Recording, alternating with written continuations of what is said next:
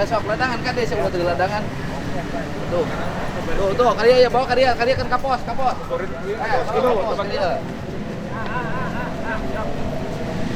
Tinggal di masakan. Tinggali ayeuna teh barengan teh korban ragrag tilu keur menargetkan listrik. 4 tahun yang lalu akhirnya lumpuh istrinya meninggal di situ. Hayang balik ke Cirebon, hayang nyawa. Ayo, macet.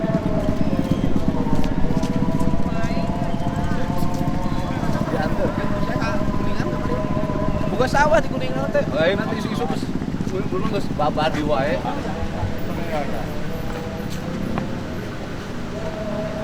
Pak. Sama Pak Ketum sama Pak ini siapa?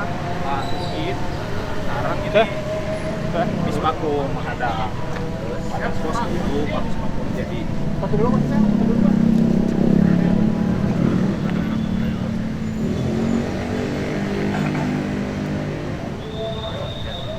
setuju Pak Bismakum jadi ketua soksi dia bukan kayak perusahaan. Udah.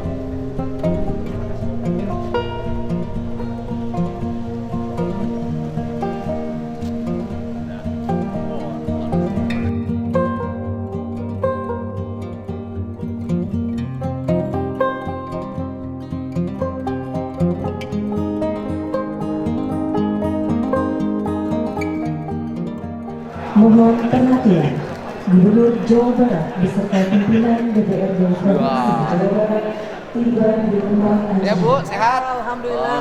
Akhirnya datang juga. Oh, saya mah selalu datang. Kalau diundang kapan saya tidak Kalau datang? diundang juga Pak Kuno. Ya? Alhamdulillah. Kita sono ke Pak Ya Kuno. alhamdulillah. Ya Bu, sehat ya. Udah betul ya, udah. Ya, siap. Orang. Di Cina sebelah sini. Agung sebelah sini belum. Oh iya belum ya. Iya. Alhamdulillah. Ini Vicky ya, ketua umum Vicky. Udah tadi nge WA. Udah WA. Biasa lah. Aman. Bu, sehat Bu. Kenalin Pak. Oh, Ini siapa ya? lain. Rambut lihat tuh rapi Siapa ya? begitu. Oh. Saya nanya aja Sama rambutnya Mas rapi. ini.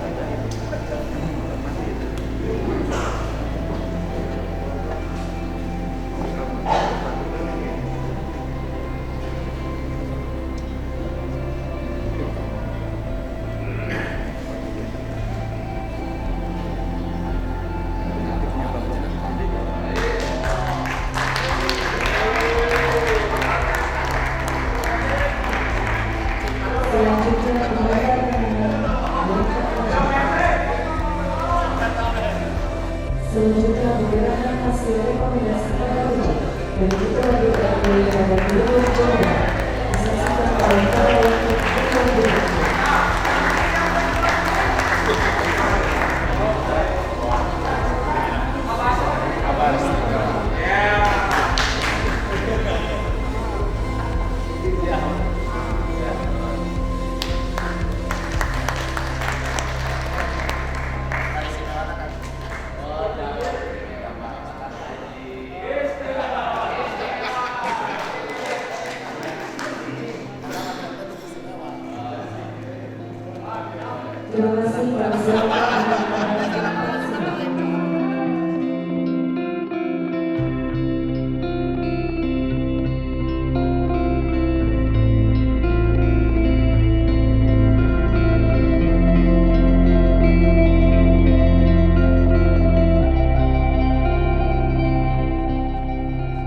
Assalamualaikum warahmatullahi wabarakatuh.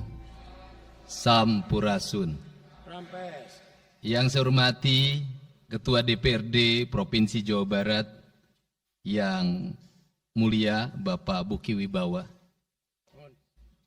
para wakil ketua Bapak Iwan Suryawan, ini tokoh politisi yang begitu kalem saat ada interupsi. Bapak MK Iswara, ini politisi yang tampan selamanya tapi tidak pernah nakal. Dan tokoh spektakuler kita yang sangat populer di antara politisi DPRD Provinsi Jawa Barat, Bapak Ono Surono. Saya sudah tahu Pak Ono kontrak-kontrak medianya sudah banyak nanti ke depan. Kemudian juga Bapak ini sebentar lagi akan berangkat haji, Bapak Kiai Haji Acep Jamaluddin. Terima kasih. Seluruh anggota DPRD Provinsi Jawa Barat, para ketua fraksi, para ketua komisi, dan saya mengucapkan terima kasih atas berbagai otokritik yang dilakukan, baik secara langsung maupun lewat media, baik media massa maupun media elektronik. Dan itu menunjukkan bahwa di Provinsi Jawa Barat ada terjadi dinamika politik yang luar biasa. Semua orang memiliki concern pada hal yang menjadi tujuan kita, mewujudkan Jawa Barat istimewa dengan berbagai cara. Tugas DPR adalah bicara, itulah tugas DPR. Jadi kalau tidak bicara, mungkin DPRD dianggap tidak ada. Saya ucapkan terima kasih atas otokritiknya. Sekretaris Daerah Provinsi Jawa Barat, kemudian yang mewakili Pangdam 3 Siliwangi, yang mewakili Kapolda Jabar, yang mewakili Kejaksaan Tinggi Jawa Barat, dan untuk khusus untuk Kejaksaan Tinggi Jawa Barat, saya sampaikan ucapan terima kasih, rasa hormat yang tinggi kepada Kejaksaan Agung Republik Indonesia atas tindakannya melakukan penahanan dan mentersangkakan Direktur Utama PT Sritek dan salah satu mantan pejabat BJB yang sudah resign atas kasus dugaan penyimpangan kredit, yaitu menyampaikan kredit ke Bank Jabar, mudah-mudahan tidak salah, kalau salah dikoreksi, sekitar 600 miliar rupiah tanpa agunan yang memadai. Dan ini langkah taktis, dan pemerintah Provinsi Jawa Barat melalui RUPS-nya sudah melakukan koreksi dan perubahan secara total sehingga peristiwa ini tidak akan mempengaruhi kinerja BJB. Saya ucapkan terima kasih. Dan semoga peristiwa ini tidak terjadi lagi di masa yang akan datang. Kemudian yang hormati para staf ahli, para asisten, para kepala perangkat daerah Provinsi Jawa Barat. Yang pertama, forum ini adalah forum kebahagiaan. Ada yang berbahagia hari ini, yaitu seluruh warga Jawa Barat, di mana kita bisa menyelesaikan dua agenda, yaitu agenda pengesahan Raperda tentang investasi dan agenda tentang pengesahan hasil dari LKPJ. Seluruh rakyat Jawa Barat bergembira karena rencana kita dalam melaksanakan pembangunan akan berjalan dengan cepat. Tetapi barangkali para media sangat kecewa karena hari ini tidak kejutan-kejutan lagi sehingga viewernya mungkin agak menurun hari ini. Tetapi kita harus berkorban demi kepentingan rakyat Jawa Barat. Kita kesampingkan viewer, kita kesampingkan komen, kita utamakan kepentingan rakyat Jawa Barat. Sebenarnya konsep pidatonya sudah ada, tetapi saya mencoba menyatukannya. Yang pertama adalah bahwa kita bicara tadi tentang berbagai rekomendasi. Dan rekomendasi itu juga termasuk di dalamnya disahkannya Raperda tentang investasi yang sebentar lagi menjadi perda. Apa sih yang menjadi rekomendasi? Rekomendasi pertama adalah angka kemiskinan yang masih tinggi di Jawa Barat. Tetapi saya usul pada Pak Ketua, ke depan kalau LKPJ sebaiknya para bupati wali kota diundang di seluruh Jawa Barat. Karena Jawa Barat itu pertanggungjawabannya bukan di OPD Jawa Barat. Tetapi seluruh kinerja pembangunan itu ada di Pemkab dan Pemkot serta ada di pemerintah desa. Jawa Barat tidak memiliki rakyat yang terkelola secara langsung karena seluruh pengelolaannya ada di pemerintah kabupaten kota dan pemerintahan desa. Dan saya mohon nanti dipaparkan kemiskinan yang paling tinggi dalam perspektif BPS, dalam perspektif LKPJ dan analisisnya itu di kabupaten mana, bila perlu sampai di desa mana. Kemudian angka investasi tertinggi di kabupaten mana, angka investasi terendah di kabupaten mana, infrastruktur yang berproblem di kabupaten di mana, sehingga semuanya terpetakan dengan baik, sehingga nanti kita bisa mengorkestrasi antara pembangunan Provinsi Jawa Barat, pembangunan kabupaten kota, dan pembangunan desa secara bersama-sama dan berkeadilan. Kemudian yang kedua, bahwa investasi ini menjadi aspek yang utama dalam kinerja pembangunan Provinsi Jawa Barat hari ini. Kenapa? Karena satu, angka kemiskinan kita masih tinggi. Kemudian angka kemiskinan yang tinggi di Indonesia sebenarnya juga dipengaruhi oleh jumlah penduduk yang tinggi.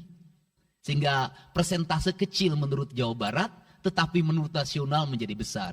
Keberhasilan Indonesia sangat tergantung terhadap kinerja pemerintah Provinsi Jawa Barat, pemerintah kabupaten kota, dan pemerintahan desa. Yang kedua adalah pendidikan. Yang ketiga adalah infrastruktur. Yang keempat, kesehatan. Yang kelima, pengendalian penduduk. Yang keenam adalah pengendalian lingkungan. Kemudian yang ketujuh adalah belanja pemerintah yang masih besar. Belanja tidak langsungnya, yaitu belanja untuk kepentingan pegawai. Yang kedelapan adalah pengelolaan aset. Seluruh rangkaian yang menjadi rekomendasi ini adalah tugas kami untuk meneruskan rekomendasinya. Tetapi yakinlah bahwa apa yang kami lakukan selama ini, langkah-langkah yang seringkali kontroversi, langkah-langkah yang seringkali dianggap one man show, langkah-langkah yang seringkali dianggap terlalu sendiri dan terlalu konten, sesungguhnya adalah langkah-langkah menyelesaikan ini semua. Saya berikan contoh. Kalau saya melakukan operasi terhadap penutupan galian C, penutupan areal-areal pelanggaran terhadap lingkungan, kalau saya mengkoordinasikan terlebih dahulu dengan jajaran saya, bisa jadi operasi saya gagal. Kenapa? Karena begitu rapat, besoknya penambangnya sudah tahu apa yang akan kami lakukan. Sehingga kejutan-kejutan itu dilakukan untuk memberikan efek kejut. Dari efek kejut itu melahirkan viral. Dari viral itu melahirkan atensi yang pada akhirnya hari ini Jawa Barat seluruh penambangan liar bisa diselesaikan secara hukum dan Kapolda memberi atensi yang sangat tinggi. Hari ini Jaksa Agung memberikan perintah kepada Kejaksaan Tinggi untuk melakukan proses pidana bagi siapapun yang melakukan pelanggaran lingkungan dan memberikan kerugian bagi kepentingan masyarakat. Yang kedua, saya sampaikan juga mengenai bagaimana melakukan penanganan terhadap berbagai problem lingkungan yang terjadi. Nilai tukar petani yang menurun, kemudian musibah bencana alam yang tidak berhenti. Perlu kami sampaikan bahwa Gubernur Jawa Barat sudah mengeluarkan peraturan gubernur yang melarang alih fungsi lahan, yaitu larangan alih fungsi hutan, larangan alih fungsi areal perkebunan, larangan alih fungsi sumber-sumber pengairan, larangan air fungsi daerah airan sungai, dan larangan alih fungsi pesawahan. Yang itu harus segera ditindaklanjuti oleh kabupaten kota dengan melakukan evaluasi tata ruang secara menyeluruh. Karena inilah jalan yang terbaik apabila kita ingin melakukan perubahan lingkungan di Jawa Barat. Kemudian, masih bicara kemiskinan hubungannya dengan pendidikan.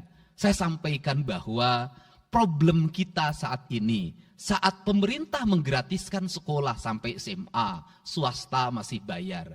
Maka gratis itu tidak punya makna. Saya tadi di jalan itu bertemu dengan orangnya menangis di depan saya karena seragamnya tidak bisa terbayar. Saya katakan harga seragam berapa? 1,5 juta. Saya balik, jajan anak ibu berapa? Sehari 20.000. Apa sih yang terjadi? Yang harus diperbaiki bukan hanya pemerintah, tapi juga masyarakat harus diperbaiki. Apa yang harus diperbaiki? Ke sekolahnya harus selalu gratis, tapi biaya konsumsi anaknya selalu diikuti. Apa artinya gratis? Kalau bekal ke sekolah 50.000 per hari. Negara mengeluarkan biaya, tapi orang tua mengeluarkan biaya. Maka kami sudah mengeluarkan surat edaran. Yang surat edaran itu sesungguhnya sebagai upaya sistematik dan menyeluruh sampai tingkat pendidikan dasar, walaupun itu bukan kewenangan gubernur. Tetapi dari sisi surat edaran gubernur bisa dijadikan landasan bagi para bupati dan wali kota membuat surat edaran yang sama. Apa sesungguhnya yang menjadi alam pikiran saya?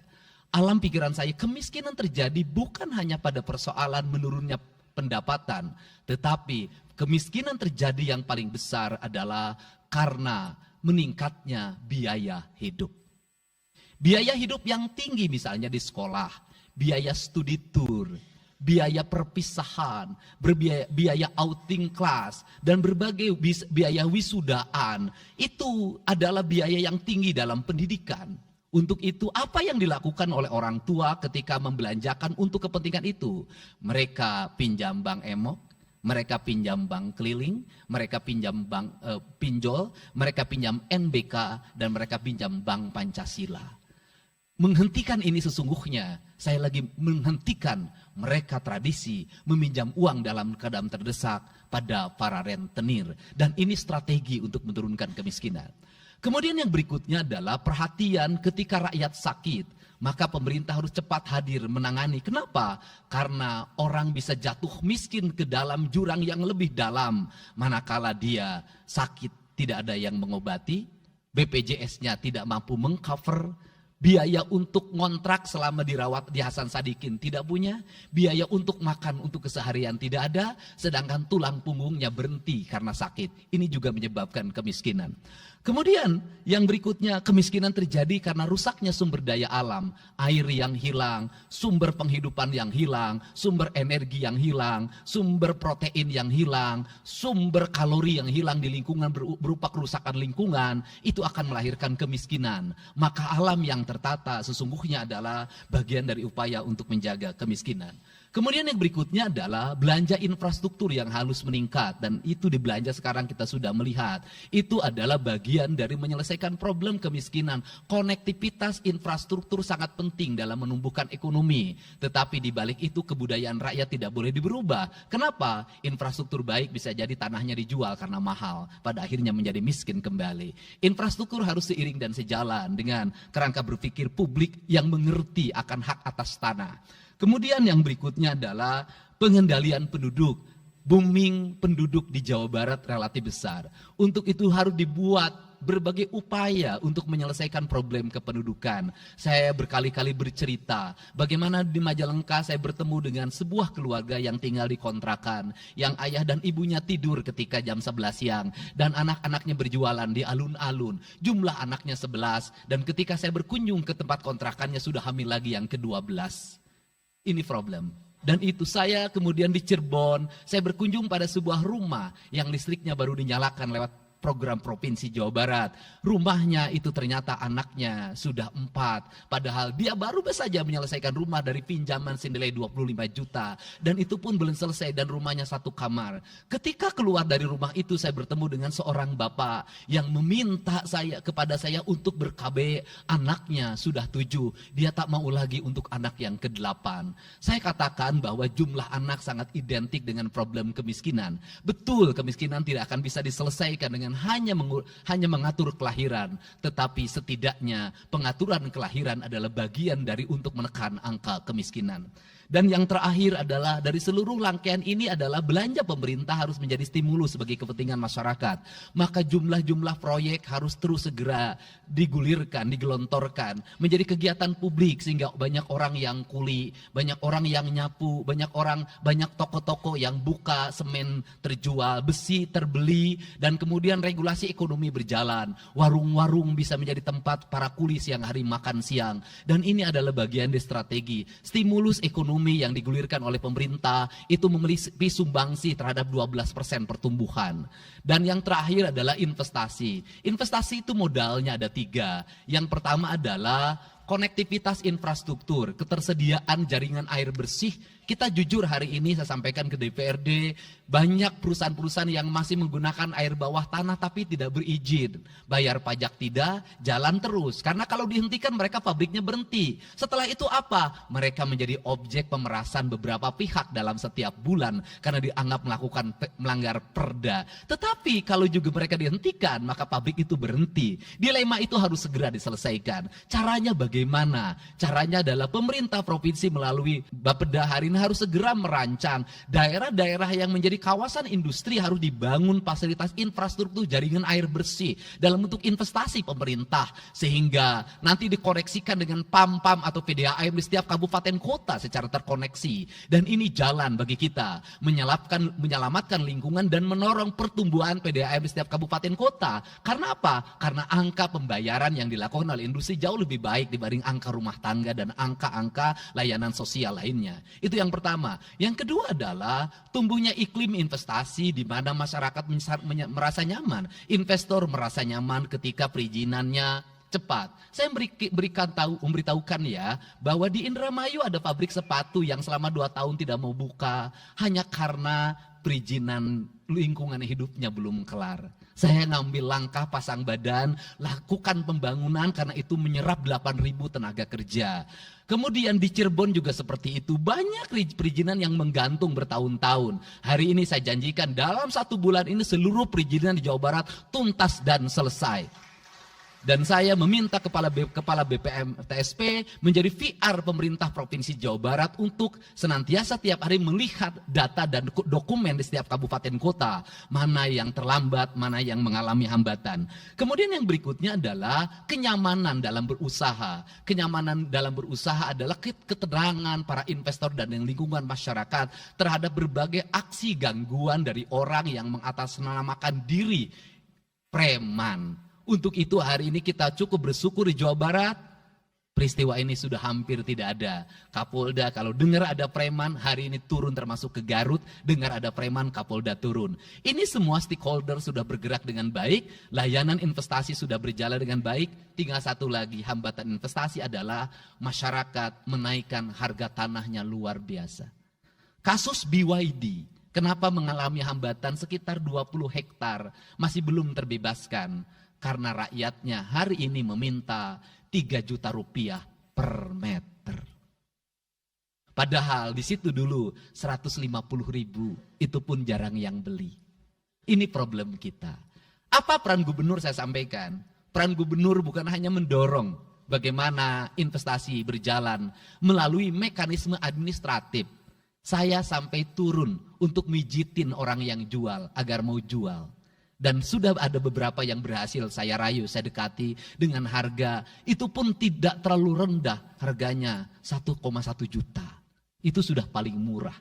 Ini yang terjadi di Jawa Barat hari ini. Tidak mudah mengelola sebuah wilayah yang begitu luas, tidak mudah mengelola sebuah daerah yang kabupaten kotanya sudah otonom, diperlukan pendekatan-pendekatan seorang ayah pada anak-anaknya. Sehingga hari ini saya di Provinsi Jawa Barat, saya tidak memposisikan gubernur, saya kadang memposisikan menjadi ketua RT, saya kadang memposisikan menjadi ketua RW, saya kadang memposisikan menjadi kepala desa. Kenapa? Karena warga ini perlu disentuh dengan pendekatan emosional yang kebapaan, bukan pendekatan struktural.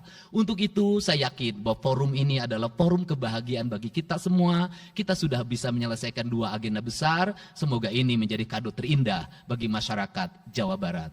Insya Allah kami akan menjalankan pemerintahan dengan baik. Apa yang kami susun, apa yang kami rancang, dan apa yang kami kerjakan adalah semuanya kami dedikasikan untuk kepentingan masyarakat Jawa Barat. Yang terakhir kami sampaikan juga bahwa kami kemarin sudah melapas 273 anak-anak yang mengikuti pendidikan di Dodi Krindam 3 Siliwangi. Hasilnya bisa dilihat secara terbuka di berbagai tayangan. Air mata tidak akan bisa membohongi kejujuran rakyat dan anak-anak itu. Dan saya sampaikan, hari ini ada 13 orang anak yang tinggal di rumah dinas gubernur.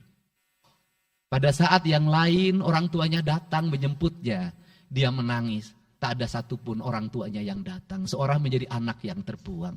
Dan akhirnya saya memutuskan mereka untuk sekolah di Bandung dan tinggal bersama Gubernur Jawa Barat. Ini cara kita menyelesaikan. Saya ucapkan terima kasih pada semuanya. Semoga kebahagiaan menyertai kita semua. Dan saya yakin setelah kegiatan ini kita akan walk out secara bersama-sama. Wallahu muwaffiq ila aqwamit thoriq. Assalamualaikum warahmatullahi wabarakatuh. Sampurasun. Sekali merdeka tetap walk out secara bersama-sama.